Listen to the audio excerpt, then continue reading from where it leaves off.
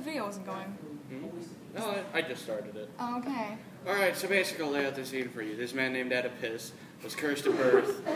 He apparently was cursed by this voodoo gypsy person called an oracle, and essentially was given up by his respective parents because he was said to kill his father and marry his mother.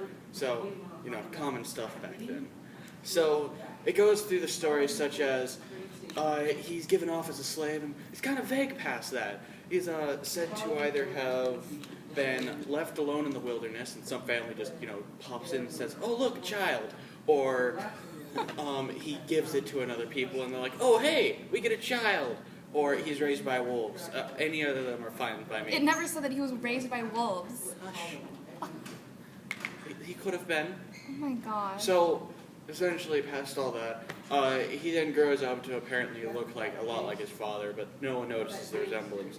And he kind of just wanders through cities, and eventually he comes across his father. Not knowing it's his father, he then somehow kills the father and all of his guards because his father is the king. So then he travels to, forgot where the place is. Thebes, thank you. You're welcome. I'm tired. He then proceeds to go to Thebes, where he meets his mother in a bar for whatever reason. Why is the queen in a bar? I don't know. Hush.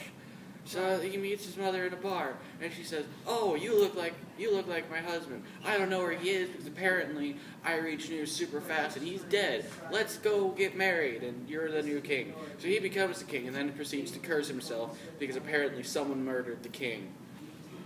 And this is where our story begins, and I probably should have had this open to begin with. I really like your take on Oedipus. I think you should rewrite it. I believe so, too.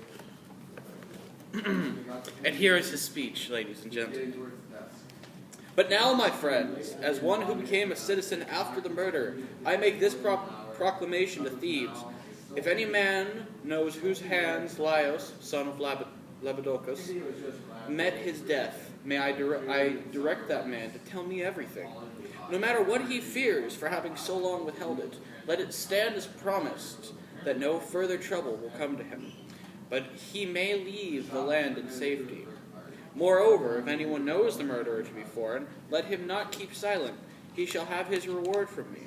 However, if he does not conceal it, if any man fearing for his friend or for himself disobeys his edict, here is what I propose to do. I solemnly forbid the people of this country, where power and throne are mine, ever to receive that man, or speak to him, no matter who he is, or let him join in sacrifice, lustration, or prayer. I decree that he be driven from every house, being, as he is, corruption itself to us. The Delphic, voice of Apollo, has pronounced this revelation. Thus I associate myself with the oracle, and take the side of the murdered king.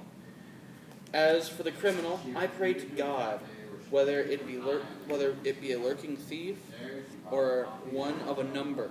I pray that the man's life be consumed in evil and wretchedness. And as for me, this curse applies no less, if it should turn out that the culprit is my guest here, sharing my hearth."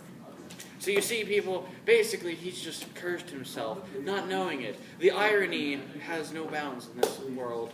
And might I remind you, this has all actually happened.